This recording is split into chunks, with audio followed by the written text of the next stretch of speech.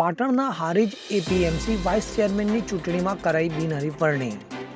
ચૂંટણીમાં વેપારી મંડળના દિલીપભાઈ ઠક્કરની કરાઈ બિનહરીફ વરણી. પ્રદેશ ભાજપમાંથી દિલીપભાઈ ઠક્કર નામનું મેન્ડેટ દ્વારા નામ કરાયું જાહેર. તો તમામ ડિરેક્ટરોએ ભાજપ દ્વારા સૂચવેલ નામ પર લગાવી વિજયની મહોર. સર્વાનુમતે બિનહરીફ નવીન વાઇસ ચેરમેનને તમામ સભ્યો દ્વારા પાઠવવામાં આવી શુભેચ્છાઓ. તે હારીજ એપીએમસીના ચેરમેનના રૂમમાં વાઇસ ચેરમેનની ચૂંટણી હતી. તેમાં મેં ઠક્કર દિલીપકુમાર ભોગીલાલ ભાજપના મેન્ડેટ ઉપર ફોર્મ ભર્યું હતું. તેમાં મને બિનહરીફ વિજેતા જાહેર કરવામાં આવેલ છે. હવે જુઓ દેશ દુનિયાની તમામ ખબરો તમારી આંગળીના ટેરવે.